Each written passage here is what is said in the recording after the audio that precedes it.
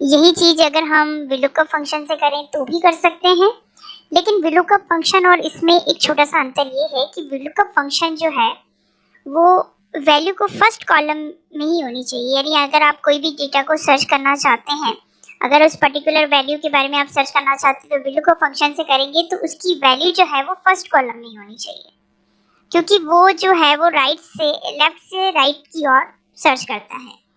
जैसे यदि हम VLOOKUP वैल्यू का कोई भी थर्ड नंबर पे है, जैसे हम डिपार्टमेंट के अकॉर्डिंग उसकी डिटेल पता करना चाहते हैं, तो वो लेफ्ट से केवल राइट की तरफ ही जाएगा, वो कभी भी राइट से लेफ्ट की तरफ नहीं जाता। जैसे डिपार्टमेंट के, हम किसी पर्टिकुलर डिपार्टमेंट के हिसाब से उसका HRA पता करना चाहते हैं, तो हम HRA पता कर सकते हैं क्योंकि डिपार्टमेंट के राइट साइड में वो कॉलम दिए हुए हैं। तो हमेशा VLOOKUP function left to right की ओर ही जाता है, लेकिन राइट से लेफ्ट की ओर नहीं जाता है। अगर हम डिपार्टमेंट के हिसाब से उसकी एज और उसका नाम या ID नंबर पता करना चाहते हैं तो वो VLOOKUP फंक्शन से नहीं कर सकते। उसके लिए हमें इंडेक्स फंक्शन को यूज करना होता है, क्योंकि वो लेफ्ट टू राइट और राइट टू लेफ्ट दोनों ही तरफ मूव करता है। तो आइए देखते हैं इसको कैसे यूज लिया जाता है।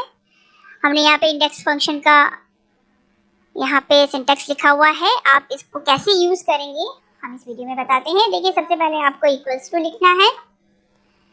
लिखना है हमें इंडेक्स, ब्रैकेट ओपन करने के बाद यहाँ पे सबसे पहले पूछा जा रहा है अरे। आपको अरे में वो पूरी टेबल लेनी है, सेलेक्ट पूरी टेबल करनी है आपको। उसके बाद रो नंबर, किसके बारे में आप पता करना चाहते हैं उसका रो नंबर दे दीजिए। तो मोहित, गौरव, संजय, किसके बाद, यानी वो किस रो नंबर में है। जैसे हम रोहन के बारे में पता करना चाहते हैं तो आप रोहन के बारे में पता करेंगे तो आप वो रो नंबर डालेंगे। तो जैसे 6 रो में है तो हमने 6 रो नंबर डाल दिया। फिर कॉलम नंबर, यानी उस रोहन का कौन सा कॉलम आप पता करना चाहते हैं।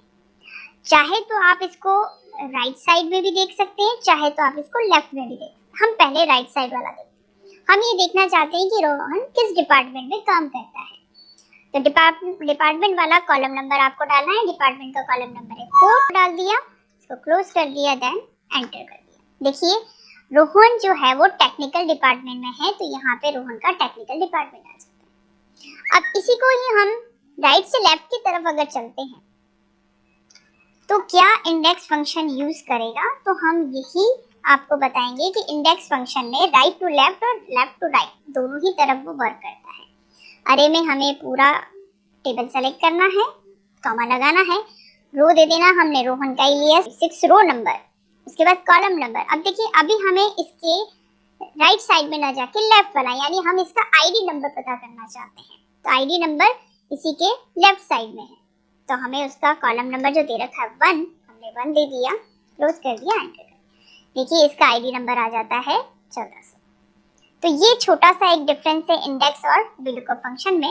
इंडेक्स फंक्शन के साथ मैच फंक्शन को यूज करना। देखिए, पहले वीडियो में हम आपको इंडेक्स फंक्शन और VLOOKUP फंक्शन के बारे में बता चुके हैं। VLOOKUP फंक्शन हमेशा किसी भी पर्टिकुलर वैल्यू को सर्च करता है, लेकिन वो लेफ्ट टू राइट की तरफ सर्च करता है। और index function left to right भी चलता है और राइट टू लेफ्ट भी अपने डेटा को सर्च कर लेता है। पर्टिकुलर वैल्यू को सर्च करना हो तो इंडेक्स फंक्शन और हम VLOOKUP फंक्शन को यूज करते हैं। लेकिन इंडेक्स फंक्शन छोटे डेटाबेस पे तो काम कर सकता है, लेकिन यदि हमारे पास कोई बड़ा डेटाबेस हो तो हम इंडेक्स फंक्शन के साथ मैच फंक्शन को यूज कर सकते हैं। इंडेक्स फंक्शन हमें किसी भी रो या कॉलम को गिनकर फॉर्मूले में ऐड करना होता है कि भाई वो रो कौन से कॉलम है, कौन से नंबर पे है, या वो कॉलम किस नंबर पे है। छोटे डेटाबेस के लिए तो सही है, लेकिन अगर बड़ा डेटाबेस हो तो उसके लिए केवल हम इंडेक्स फंक्शन के साथ मैच फंक्शन को और यूज कर सकते हैं। मैच फंक्शन पूरी टेबल में से पूछी गई वैल्यू को किस रो में है या किस कॉलम में है वो खुद ही ढूंढ लेता है। इसलिए बड़े डेटाबेस में मैच फंक्शन को यूज किया जाता है इंडेक्स फंक्शन के साथ। उसको कैसे यूज करते हैं, उसको कैसे हमें वैल्यू को डिफाइन करना है, वैल्यू को हम पर्टिकुलर उस वैल्यू को सर्च करना चाहें तो कैसे करेंगे, आइए हम इस वीडियो में देखते हैं। एक चीज का और ध्यान रखिएगा, मैच फंक्शन चाहे लेफ्ट टू राइट सर्च करना हो, टॉप टू बॉटम सर्च करना हो, उसके लिए इंडेक्स के साथ मैच फंक्शन सबसे बेस्ट रहता है। आइए जानते हैं। देखिए यहाँ पे हमें किसी भी पर्टिकुलर टेबल में से चाहे एम्प्लॉय का नाम पता करना हो, उसका टोटल पता करना हो, उसका डिपार्टमेंट पता करना हो, उसकी एज पता करनी हो, उसका आईडी नंबर पता करना हो, किसी भी कॉलम में भी हम सर्च कर सकते हैं और उसके किसी रो में भी हम सर्च कर सकते हैं। कैसे करते हैं देखते हैं। सबसे पहले हमें किसी भी पर्टिकुलर एम्प्लॉय का नाम पता करना है और उसका टोटल पता करना है। तो हम सबसे पहले यहाँ पे इंडेक्स फंक्शन को यूज करेंगे। इंडेक्स में सबसे पहले पूछा जा रहा है अरे।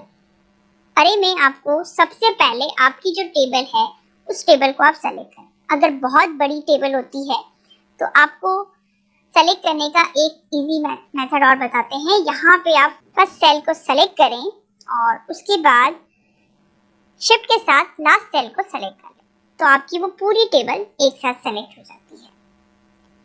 उसके बाद आप यहाँ पे कॉमा लगाएं। यहाँ पे पूछा जा रहा है रो नंबर। देखिए इंडेक्स फंक्शन में हमने आपको रो नंबर दिया था और रो नंबर के बाद कॉलम नंबर, लेकिन यहाँ पे हमें रो नंबर नहीं देना है।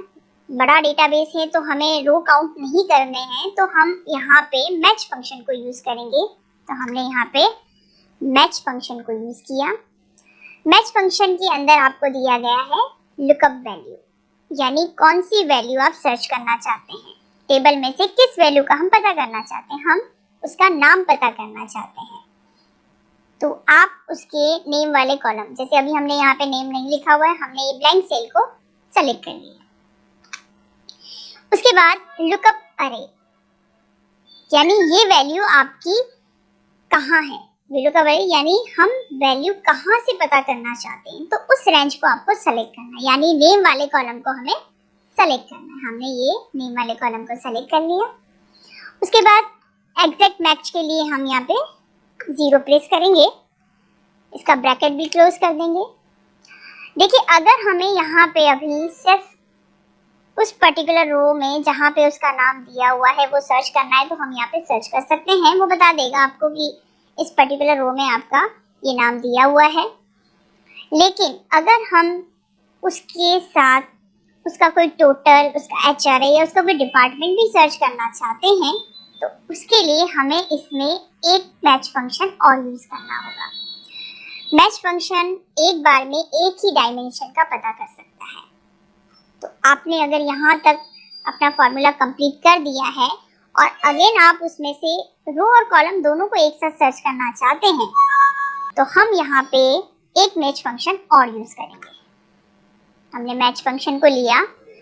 अब यहाँ पे लुकअप वैल्यू पूछा जा रहा है कि आप इस व्यक्ति के नाम के साथ क्या चीज सर्च करना चाह रहे हैं, कौन से कॉलम में है वो सर्च करना चाह रहे हैं। आप इसका टोटल, उसका डिपार्टमेंट, उसका HRA, क्या चीज हम यहाँ पे सर्च करना चाह रहे हैं, उसका टोटल। उस व्यक्ति का नाम पता करके हम उसका टोटल पता करना चाह रहे हैं। हमने टोटल वाला सेल ले लिया। यहाँ पे हमें लुकअप अरे, यानी वो टोटल कौन से रो में दी गई है, तो वो पूरा, आप चाहें तो खाली टोटल की सेलेक्ट कर सकते हैं, टोटल वाला सेल। लेकिन अगर हम इसमें से एज, डिपार्टमेंट, HRA कुछ और भी पता करना चाहें, तो इसीलिए आप ये पूरा ही रो सेलेक्ट कर लेंगे। उसके बाद परफेक्ट मैच के लिए हम यहाँ पे 0 टाइप कर देते हैं। लास्ट में आपको ये ध्यान रखना है कि यहाँ पे 2 बार ब्रैकेट ओपन किए गए हैं, तो आपको 2 बार ब्रैकेट क्लोज करना है, देन एंटर करना है।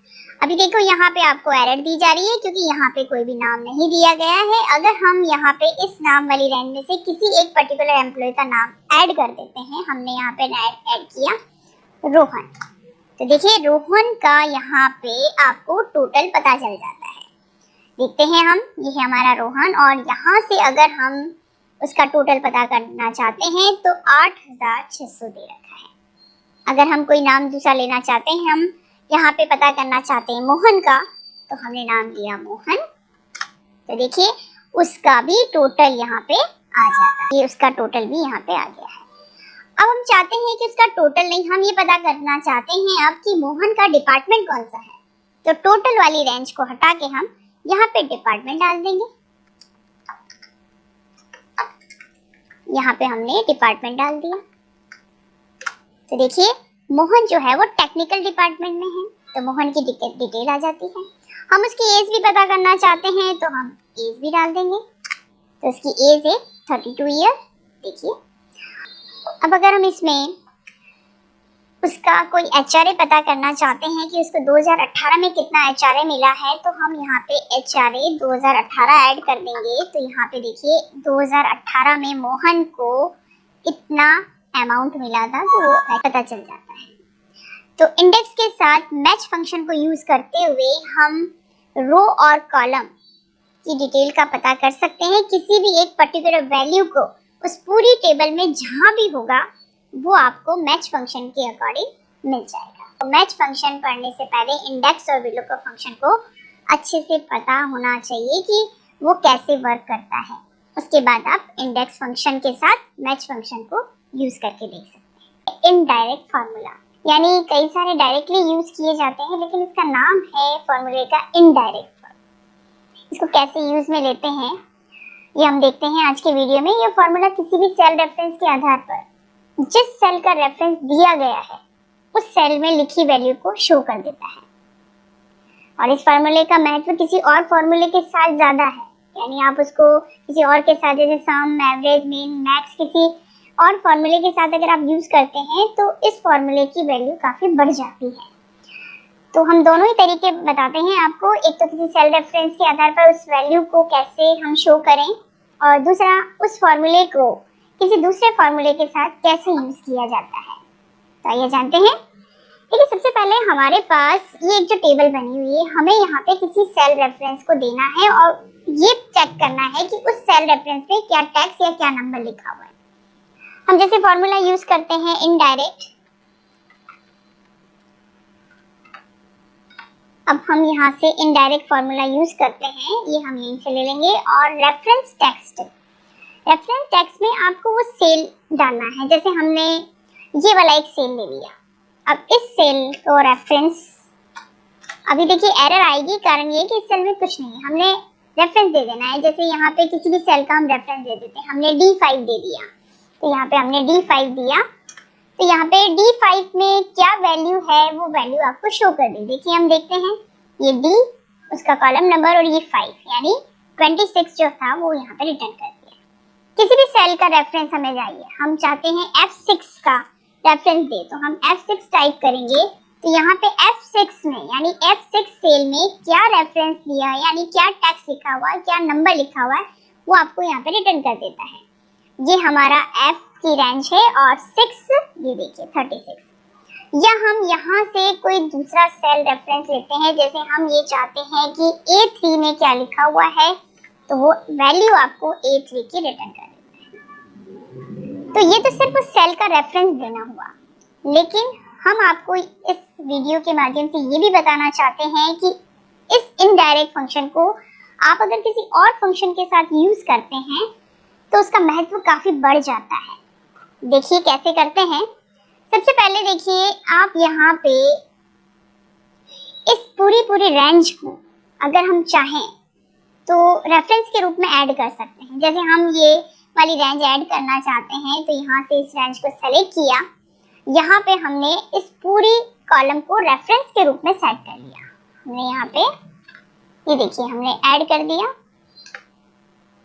और चाहे तो आप और भी इसी तरह से अलग अलग सेल की रेंज को आप यहाँ पे ऐड कर दें। कर्सर यही रखना है, ध्यान रखिएगा,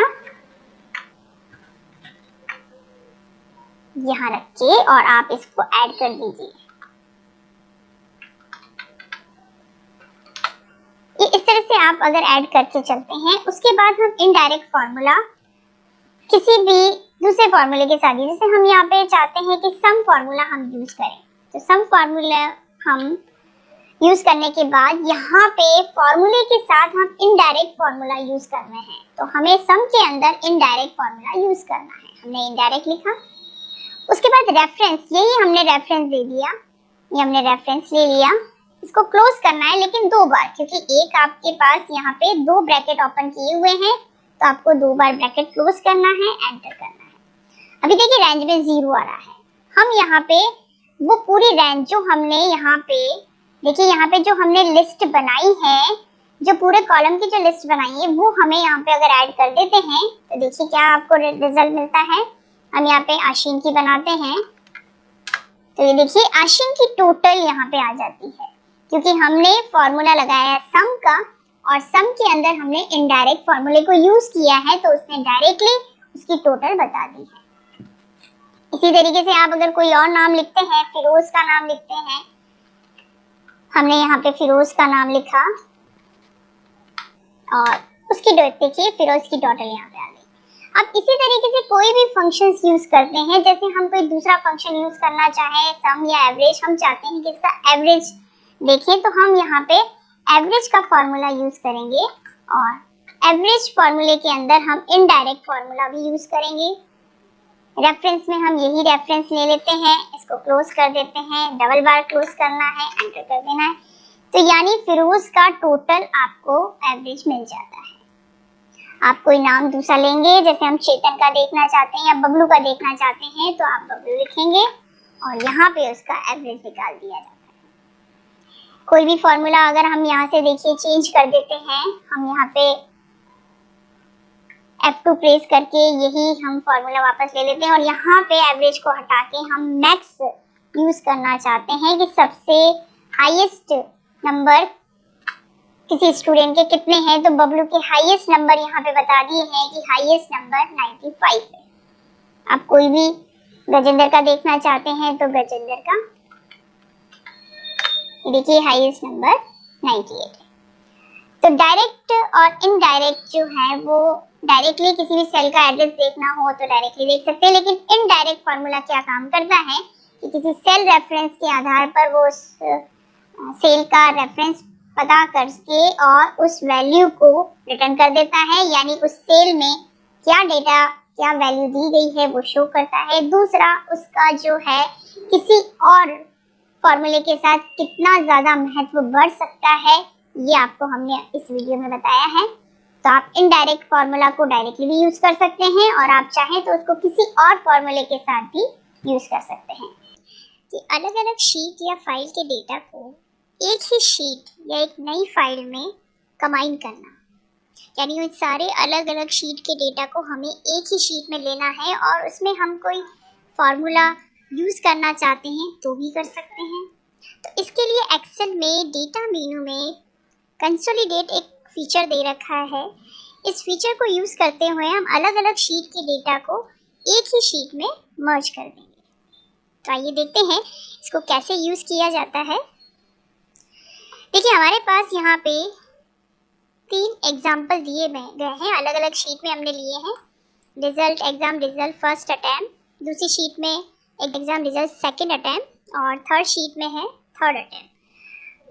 कुछ स्टूडेंट्स हैं, इन्होंने प्रैक्टिकल मार्क्स फर्स्ट अटैम्प्ट में कितने लिए हैं, फिर सेकंड में कितने लिए हैं, थर्ड में कितने लिए हैं। तो ये तीनों शीट का डेटा हमें एक साथ मर्ज करना है एक नई शीट में और उसमें हमें कुछ कैलकुलेशन भी करनी है। तो कैसे करते हैं आइए देखते हैं।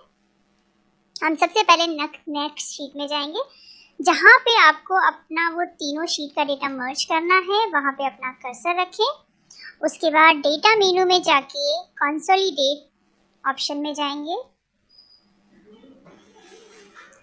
और यहाँ पे हम अगर इसको क्लिक करते हैं तो देखिए इस तरह से आपको एक डायलॉग बॉक्स दिखेगा। इसमें आपको यहाँ पे फंक्शंस दे रखे हैं, कई सारे फंक्शंस दे रखे हैं, सम एवरेज मीन मैक्स, जो भी आप कोई फंक्शन यूज लेना चाहते हैं। अभी हम इसमें लेंगे सम का। रेफरेंस में यहाँ पे अपना कर्सर रखे, उन शीट का रेफरेंस आपको यहाँ पे नई शीट में डालना है। तो यहाँ पे हमने कर्सर यहाँ रखा और नई शीट में गए हम शीट 1 में। शीट 1 का सारा डेटा जो है हम सेलेक्ट करते हैं। हमारी पूरी शीट में जो टेबल बनी हुई है उस टेबल को सेलेक्ट करते हैं और यहाँ पे ऐड करते हैं। उसके बाद नेक्स्ट शीट में चलते हैं। नेक्स्ट शीट का डेटा भी इसी के साथ मर्ज करना है और उसको भी हम सेलेक्ट कर लेते हैं और ऐड कर लेते हैं। एक अनदर शीट और दे रखी है शीट 3, हम शीट 3 वाली में जाके उस टेबल को भी सेलेक्ट कर देते हैं। तीनों शीट की टेबल को सेलेक्ट करने के बाद इसको भी हमने ऐड कर दिया। ये तीनों शीट्स का रेफरेंस यहाँ पे आपको दिखाया जा रहा है।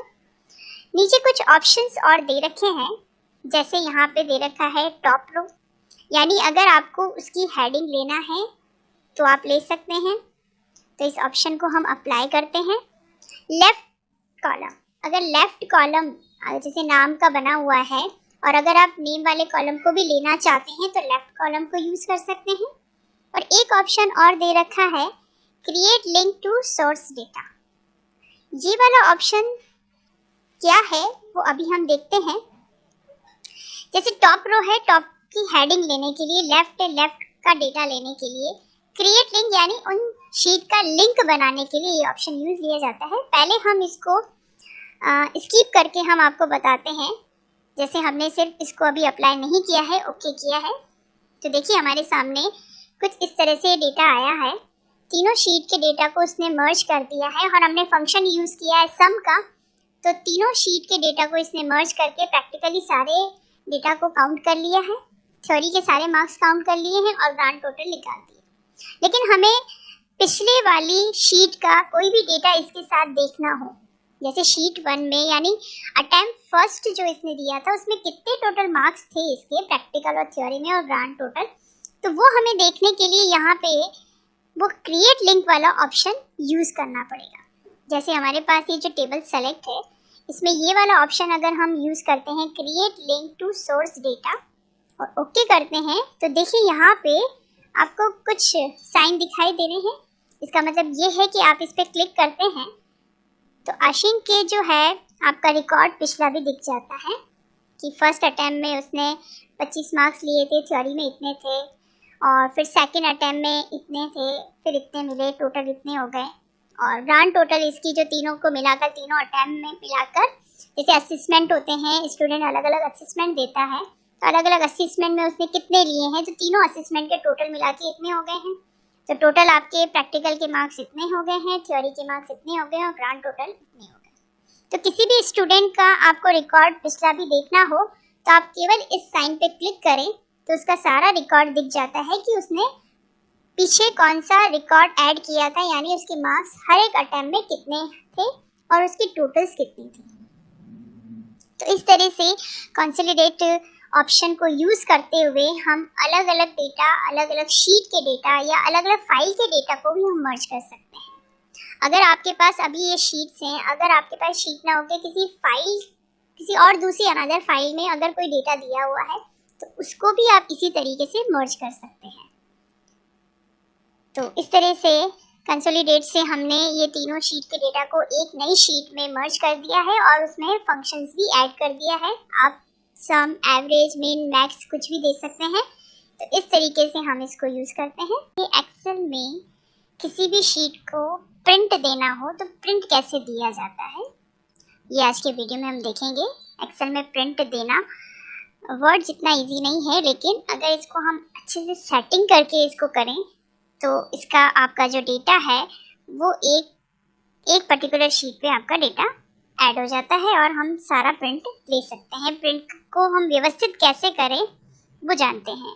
देखिए एक्सेल में जो शीट्स होती है उसका देखो कोई स्केल नहीं दिया गया होता, बहुत बड़ी शीट होती है।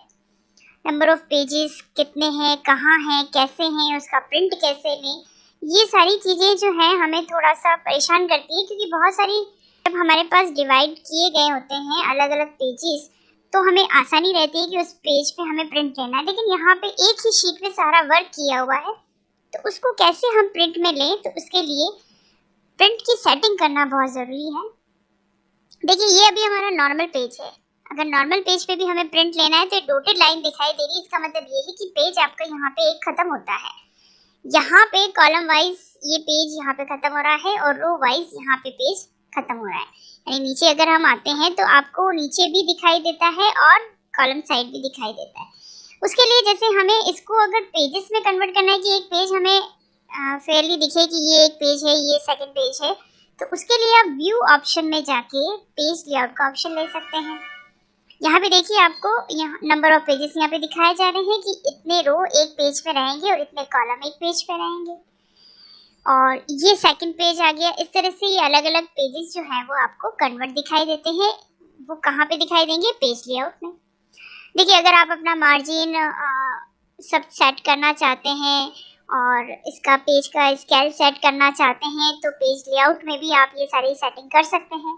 लेकिन हम ये चाहते हैं कि हम नॉर्मल पेज पे ही प्रिंट लें, तो नॉर्मल पेज पे भी प्रिंट लिया जा सकता है। यहाँ पे हमने नॉर्मल पेज लिया, चाहे आप प्रिंट लेआउट में लें, चाहे आप नंबर ऑफ पेजेस आप वहाँ पे देख सकते हैं, फिर आसानी से आप प्रिंट ले सकते हैं। लेकिन अगर आप चाहते हैं कि नॉर्मल पेज पे, तो नॉर्मल पेज से भी हम प्रिंट ले सकते हैं। तो देखिए यहाँ पे नॉर्मल पेज से कैसे प्रिंट लिया जाता है वो जानते हैं। सबसे पहले हमें इसका प्रीव्यू देखना है, तो आप कंट्रोल F2 कर सकते हैं आपको प्रिंट प्रीव्यू देखने के लिए। आपके पास प्रिंट प्रीव्यू यानी सबसे पहले हम उसका प्रीव्यू चेक करेंगे, उसके बाद हम प्रिंट लेंगे। और इसको अगर हम चाहें तो कंट्रोल P करके डायरेक्टली प्रिंट भी देख सकते हैं। ये देखिए कंट्रोल P किया तो यहाँ पे प्रिंट दिख रहा है। अब हमारे पास यहाँ पे कुछ सेटिंग दी गई है, वो हमें इस पेज के अकॉर्डिंग सेट करना है। देखिए अभी यहाँ पे जो डेटा है, हमारा कुछ डेटा कट रहा है, इसका मतलब ये है कि वो पूरे पेज पे सेट नहीं हुआ है। अगर हम वापस बैक जाते हैं, हम कीबोर्ड से एस्केप प्रेस करेंगे तो हम वापस बैक आ सकते हैं। तो देखिए यहाँ पे जो डॉटेड लाइन दिखाई जा रही है, इसका मतलब ये है कि ये दोनों जो कॉलम है ये प्रिंट में शो नहीं होगा, क्योंकि ये उस पेज में नहीं आ रहा है, ये दूसरे पेज में शिफ्ट है। तो उसको हमें इसी पेज पे अरेंज करना है। अरेंज करने के लिए हम क्या करेंगे, वापस प्रिंट में जाएंगे हम। अब हमें यहाँ से कुछ सेटिंग सेट करनी है ताकि वो वाला डेटा हमारा इसी पेज पे सेट हो जाए। देखिए सबसे पहले हमें यहाँ पे सेटिंग करनी है। सेटिंग करने के लिए आपको यहाँ पे एक ऑप्शन दिया गया है, print active sheet. Active sheet का मतलब ये होगा कि अभी जो डेटा आपको यहाँ पे जो दिखाया जा रहा है, अभी हमारे पास जो है वो 2 पेज का डेटा है। एक तो ये फर्स्ट पेज है और सेकंड पेज पे जो इसका रेस्ट जो 2 कॉलम नहीं आ रहे हैं वो सेकंड पेज पे गए हैं। तो हमें प्रिंट किसका लेना है, अगर हमने एक्टिव शीट को ओपन किया, डिफॉल्ट रूप में एक्टिव शीट सेलेक्ट रहता है, तो एक्टिव शीट का मतलब है जिसका प्रीव्यू हमें दिखाया जा रहा है उसका प्रिंट आएगा। तो अभी अगर हम इस कंडीशन में अगर हम यहाँ से प्रिंट ले लेते हैं तो इसका मतलब ये है कि ये इतना ही प्रिंट आएगा, रेस्ट जो 2 कॉलम दूसरे पेज पे है वो प्रिंट में नहीं आएगा। और इसके अलावा अगर हम चाहें तो यहाँ से एंटायर वर्कबुक का ऑप्शन अगर लेते हैं, तो एंटायर वर्कबुक का मतलब ये होगा कि एक वर्कबुक में जितनी शीट्स आपने बनाई हुई है और टोटल वर्कबुक में जितनी शीट है उन सभी का प्रिंट लेना।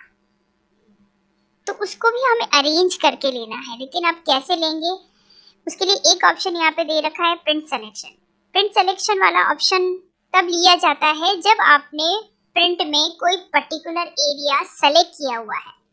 जैसे आप चाहते हैं कि बहुत बड़ी शीट है हमारी और बहुत बड़ी शीट का जितना डेटा है वो सारा प्रिंट में नहीं लेना चाहते हैं, कुछ पर्टिकुलर कॉलम या कुछ टेबल जो हमने सेलेक्ट की है वही प्रिंट में आए, तो यहाँ से ऑप्शन लेना होगा प्रिंट सिलेक्शन। इसके अलावा इसी के नीचे आपको एक ऑप्शन दे रखा है पेजेस का, यानी कौन से पेज तक का आपको प्रिंट लेना है, यानी किस पेज से किस पेज तक। जैसे 1 से लेकर 5 तक लेना है तो 1 से लेकर 5 तक हमने ले लिया, तो यहाँ पे नंबर ऑफ पेजेस जितने दिखाए जाएंगे वो प्रिंट में आ जाएंगे। लेकिन जिसका प्रीव्यू जैसा दिखाएगा वैसे ही प्रिंट आएगा। जैसे 1 का यहाँ पे दिख रहा है, फिर 2 में तो ये 2 का प्रिंट आएगा। तो हमें क्या है, सबसे पहले इसकी सेटिंग करनी है ताकि ये सेकंड पेज पे जो डेटा है वो फर्स्ट पेज के लिए ही था, जो आगे बढ़ गया है, क्योंकि यहाँ पे आपका अब जो है वो इतना स्पेस नहीं है कि वो उसको उसमें कवर कर सके। तो उसके पहले सबसे पहले हमें सेटिंग करनी है, तो वो हम सेटिंग कर सकते हैं। नीचे यहाँ पे कुछ ऑप्शंस आपको दे रखे हैं, वो देखते हैं। सबसे पहले देखिए, अगर आपका डेटा, यहाँ पे 2 ऑप्शन दिए गए हैं ओरिएंटेशन के। एक तो होता है पोर्ट्रेट। पोर्ट्रेट का मतलब होता है सीधा खड़ा पेज, और अगर हम इसको लैंडस्केप करते हैं तो ये बन जाता है आपका आड़ा पेज। देखिए इस तरह से हमने अगर इसको लैंडस्केप किया तो अब पेज सीधा ना रह के ये आड़ा हो गया है। और जब पेज का हम लैंडस्केप चेंज करते हैं या ओरिएंटेशन का चेंज करते हैं, तो देखिए यहाँ पे ये दोनों कॉलम इसी में ऐड हो गए, क्योंकि पोर्ट्रेट पेज पे उसकी हाइट पूरी रहती है और विड्थ कम होती है। लैंडस्केप पेज पे उसकी विड्थ पूरी होती है और हाइट कम होती है। ये पेज की विड्थ है और ये पेज की हाइट है। जब हमने इसको लैंडस्केप किया तो इसकी विड्थ बढ़ जाती है और हाइट कम हो जाती है, और विड्थ बढ़ने की वजह से यहाँ से दोनों कॉलम भी इसी में ऐड हो चुके हैं।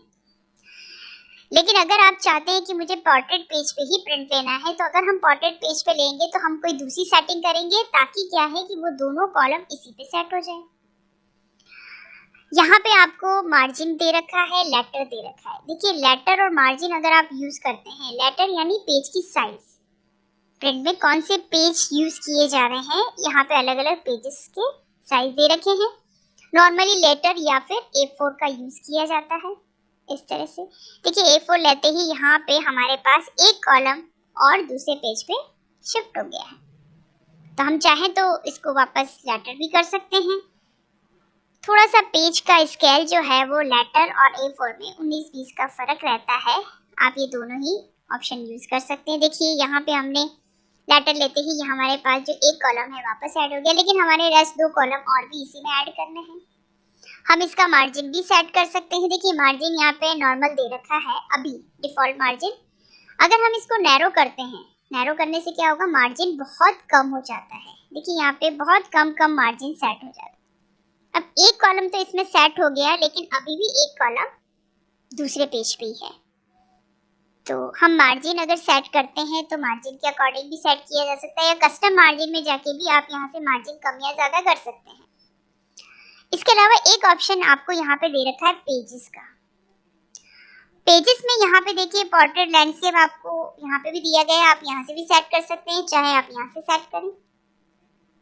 एक ऑप्शन दे रखा है आपको एडजस्ट टू, कितना एडजस्ट करना है उसको हम यहाँ से एडजस्ट करते हैं। जैसे हमें एडजस्ट करना है ये दोनों पेज का डेटा एक ही पेज पे शिफ्ट करना है, तो हम यहाँ से 100% से लेकर इसको थोड़ा सा कम करते हैं। देखिए हमने यहाँ पे 85% किया और इसको ओके कर दिया, तो देखिए वो कॉलम इसी में ऐड हो गया है। इसके अलावा अगर हम वापस मार्जिन में जाते हैं, कस्टम मार्जिन में गए और यहाँ पे हमने पेज में ऑप्शन में जाके एडजस्ट 101% वापस कर दिया, ये हमने 100 वापस कर दिया। एक ऑप्शन इसी के नीचे दे रखा है फिट टू। अभी देखो 100% हम वापस करके ओके करते हैं तो वापस वो डेटा उसी पेज पे शिफ्ट हुआ। अब हमने दूसरा ऑप्शन यहाँ पे लिया है, वो है आपका पेज में फिट टू का ऑप्शन।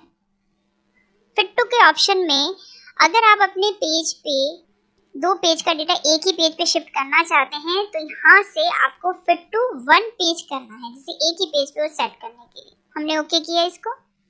देखिए एक ही पेज पे फिट टू वाला ऑप्शन लिया है, तो यहाँ पे ये पेज पे वो डेटा एडजस्ट हो गया है।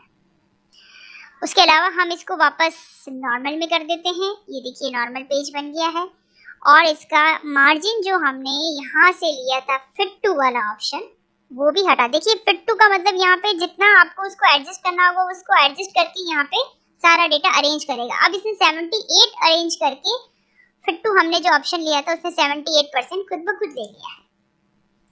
और हम अगर इसको वापस एडजस्ट टू करके 100% कर देते हैं, तो देखिए आपका डेटा जो है वापस उसी पोजीशन पे सेट हो गया। एक और तरीका है, वो है स्केलिंग का। स्केलिंग सेट करना। देखिए नो स्केलिंग सबसे ऊपर ऑप्शन दे रखा है, यानी हम अपने हिसाब से उसको स्केल सेट करना चाहते हैं, इसलिए यहाँ पे नो स्केल का ऑप्शन डिफॉल्ट रूप में सेलेक्ट है।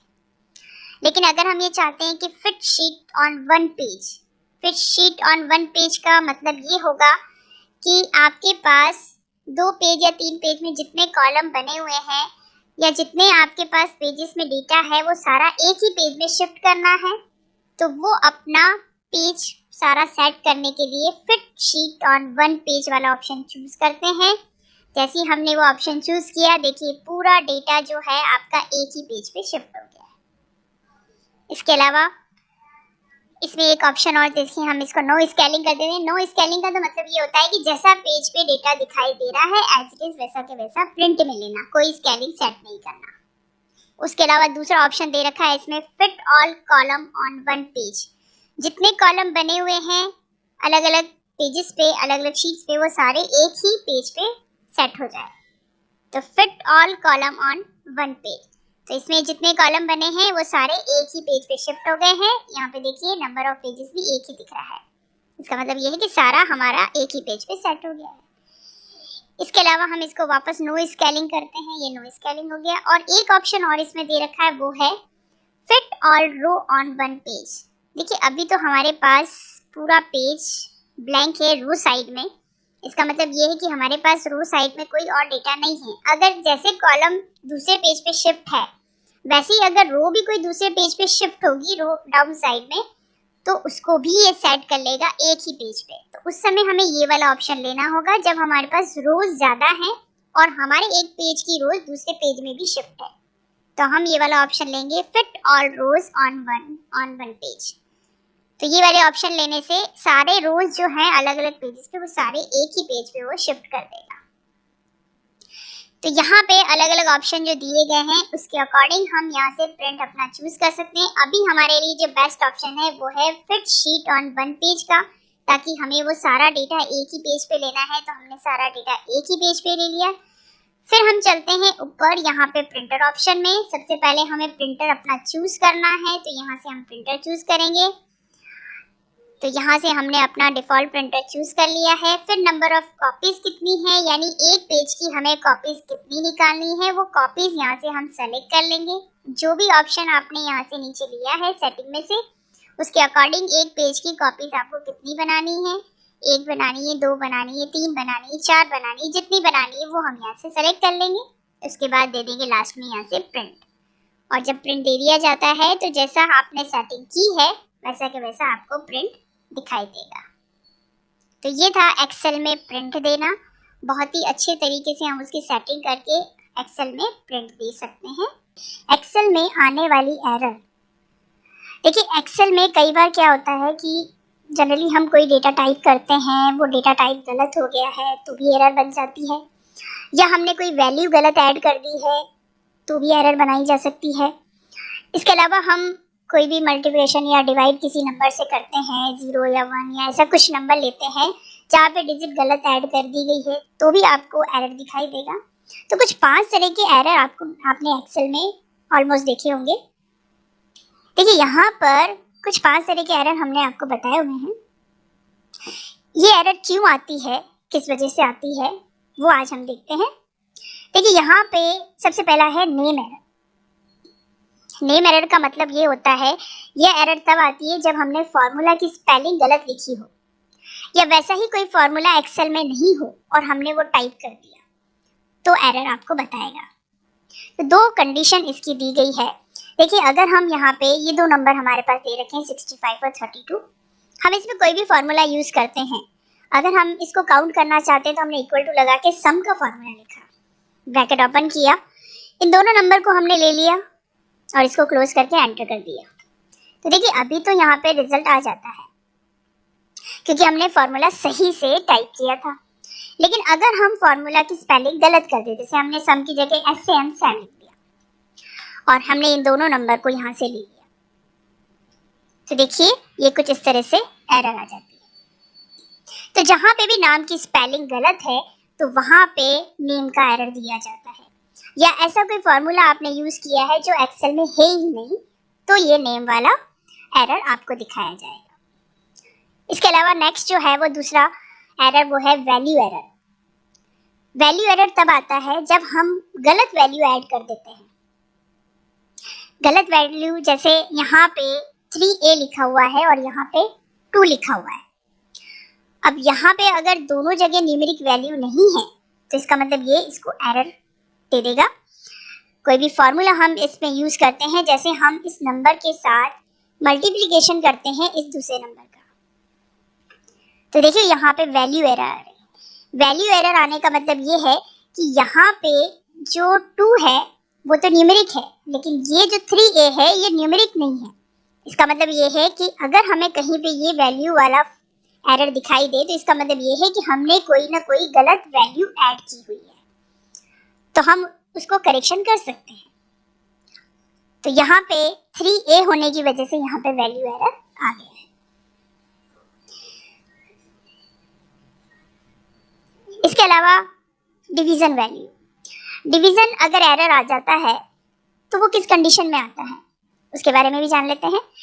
ये एरर तब आती है जब हम किसी भी नंबर को 0 से डिवाइड कर देते हैं। जैसे यहाँ पे एक नंबर दिया हुआ है 55 और एक नंबर दिया हुआ है 0। देखते हैं, इक्वल टू किया, हमने ये नंबर लिया, डिवाइड का साइन लगाया और 0 को ले लिया। Then enter. देखिए यहाँ पे ये डिवीजन वाला आपको दिखाई दे रहा है। यानी ये एरर तब आती है जब आपने किसी भी एक नंबर के साथ दूसरा नंबर आपने 0 ले लिया है, उसको डिवाइड किया है, तो ये डिवीजन वाला आपको एरर दिखाई देगा। तो 3 तरह के हमने एरर देखे। इसके अलावा एक एरर जो है, कई बार आपने जनरली ये ऑप्शन देखा होगा। ये ऑप्शन तब आता है जब हमारे पास जो सेल की रेंज है वो छोटी है और आपका डेटा बहुत ज़्यादा बड़ा है। जैसे हम यहाँ पे कोई भी वैल्यू या कोई भी नंबर ऐड करते हैं, अगर वो वैल्यू बहुत ज़्यादा बड़ी है तो देखिए इसमें ऐड नहीं होता। यहाँ पे हमें ऑप्शन लेना होगा नंबर।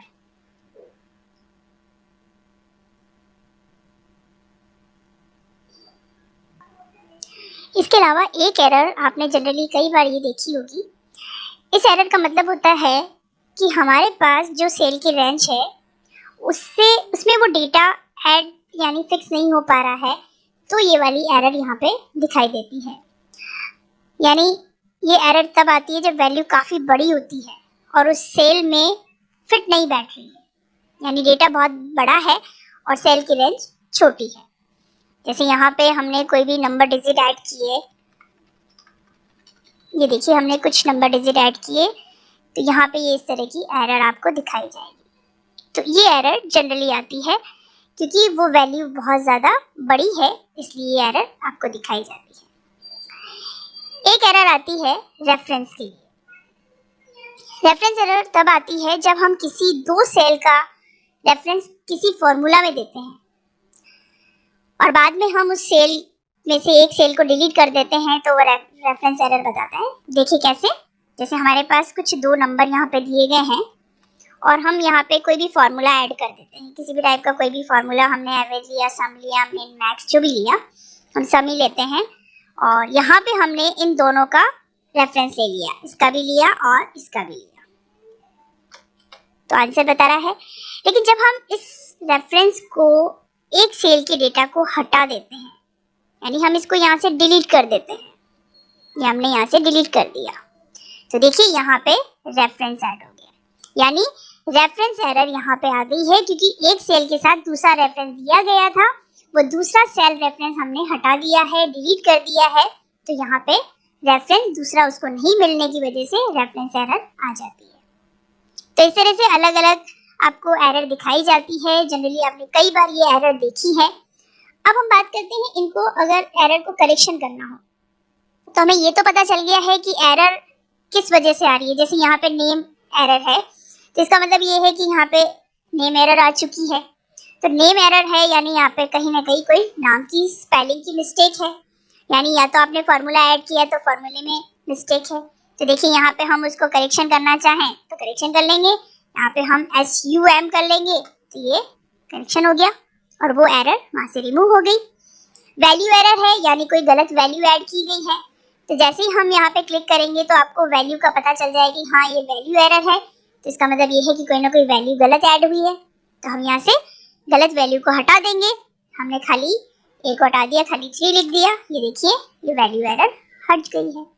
इसी तरीके से डिवाइड वैल्यू जो दे रखी है, डिवीजन वैल्यू, अगर एरर जो दे रखी है उस एरर को भी हमें हटाना हो, तो जैसे दो हमारे पास दे रखे हैं नंबर, एक 55 और एक 0, इसका मतलब ये है कि 0 से उसने हमें डिवाइड किया है, इसीलिए यहाँ पे ये डिवीजन वाली एरर आई है।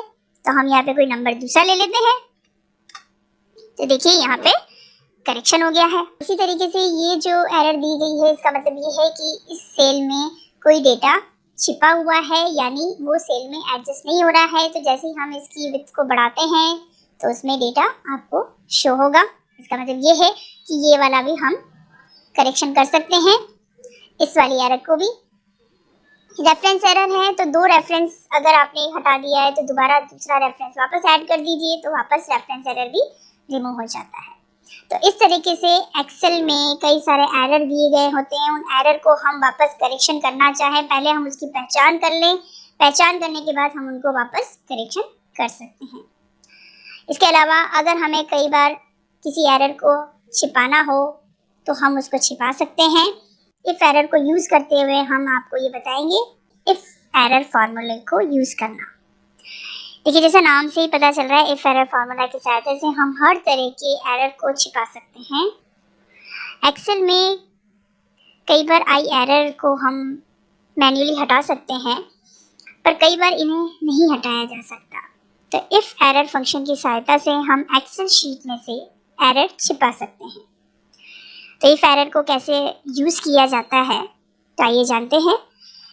इससे पहले कितने तरह के एरर होते हैं, कौन कौन से एरर है और उनका क्या यूज़ है और ये एरर किस लिए आता है, तो ये हम पहले भी वीडियो में बता चुके हैं, आप उसका वीडियो ज़रूर देखें। आज हम देखते हैं इफ एरर। सबसे पहले देखिए यहाँ पे एक छोटा सा हमने टेबल बना रखी है जिसमें मार्क्स दिए गए हैं और बाकी सेल ब्लैंक है।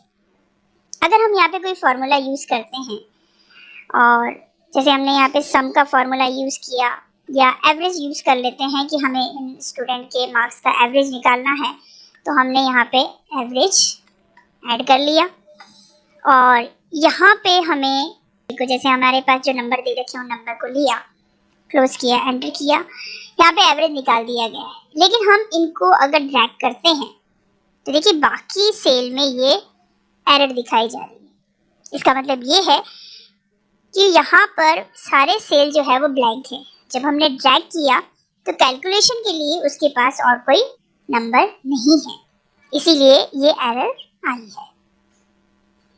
अब इस एरर को हटाना हो तो मैन्युअली हमें हटाना है, तो यहाँ पे कोई नंबर ऐड कर देंगे तो ये देखो यहाँ पे एरर हट जाए। अगर हम चाहते हैं कि ये एरर छिप जाए, हट जाए, कई बार तो जैसे हमें जनरली छोटा सा एक एग्जांपल है उसमें हमने इस एरर को हटा दिया, तो अगर हम ये चाहते हैं कि यहाँ पे इफ एरर को यूज़ करते हुए हम इनको छिपा सकते हैं, तो कैसे छिपाएंगे, देखिए हम यहाँ पे नेक्स्ट वाले सेल में हम यूज़ करके बताते हैं आपको। इफ एरर को हमने इफ एरर लिया, उसके बाद इसमें वैल्यू पूछी जा रही है। सबसे पहले वैल्यू क्या देंगे हम, देखिए वैल्यू अगर हमने एवरेज फार्मूला लिया है तो कई बार हम इसमें फार्मूले के साथ फार्मूला भी ऐड कर सकते हैं, तो हम यहाँ पे फार्मूला ही ऐड करना है। हमने ये फार्मूला ऐड किया। अब एवरेज में हमें जैसे यही नंबर लेने हैं, हमने ये नंबर ले लिया, उसके बाद इसको क्लोज कर दिया। हम ये चाहते हैं कि यहाँ पर इफ एरर के सेल में आपको यहाँ पे या तो डैश या ब्लैंक रहे या फिर कुछ भी नहीं रहे, या फिर आप कोई जो भी आप अपना एरर कुछ बनाना चाहते हैं, जो भी आप ऐड करना चाहते हैं, जो भी वैल्यू ऐड करना चाहते हैं आप कर सकते हैं। तो हमने कॉमा लगाया, हमने इन्वर्टेड कॉमा ओपन करके डैश लगा दिया। हम ये चाहते हैं कि यहाँ पे वैल्यू डैश में रहे, तो हम यहाँ पे इन्वर्टेड कॉमा वापस क्लोज कर देंगे, ब्रैकेट क्लोज कर देंगे, देन एंटर। अब हम इसको ड्रैग करते हैं क्योंकि यहाँ पे वैल्यू दी गई है तो यहाँ पे आपको वही दिखा रहा है। हम यहाँ से भी वैल्यू हटा देते हैं, ये वापस आपको एरर दिखेगी। अब हम इसको ड्रैग करते हैं तो देखिए सभी जगह आपको डैश दिखाई दे रहा है, क्योंकि हमने फार्मूला में जब ऐड किया तो हमने ये लिखा कि डैश आ जाना चाहिए, वहाँ पर हमें वो एरर नहीं दिखाई देनी चाहिए। अगर हम इस सेल को या इस कॉलम को डिलीट कर देते हैं तो आपको यही चीज़ दिखेगी इफ एरर के सहायता से। अब अगर हम ये चाहते हैं कि इसको थोड़ा चेंज करें, तो हम इसको चेंज करके देखो F2 प्रेस करेंगे तो वही फार्मूला आ जाएगा। हम इस फार्मूला में से डैश को हटा के हम कुछ और भी लिख सकते हैं, जैसे हम लिखते हैं नल, हमने नल लिख दिया, एंटर कर दिया। अब हम जब इसको ड्रैग करते हैं तो बाकी सारी रेंज में आपको ये ही दिखाई देगा जो टेक्स्ट आपने लिखा है। और भी अगर कुछ चेंजेस करना है तो जो आप ऐड करना चाहते हैं वो आप ऐड कर सकते हैं। अगर हम ये चाहते हैं कि यहाँ पर वापस हमने F2 प्रेस किया और हम चाहते हैं कि यहाँ पे कुछ भी नहीं लिखा जाए, बिल्कुल ब्लैंक रहे सेल, तो ये डबल कोट ओपन किया, वापस डबल कोट साथ ही ओपन करना है। क्यों? क्योंकि यहाँ पे स्पेस नहीं देना है और एंटर कर देना है। और फिर आप इसको ड्रैग करेंगे तो यहाँ पे देखिए वो सारे सेल जो है वो ब्लैंक रहेंगे। यहाँ पे फार्मूला ऐड किया हुआ है, इफ फार्मूला इसमें एप्लीकेबल है।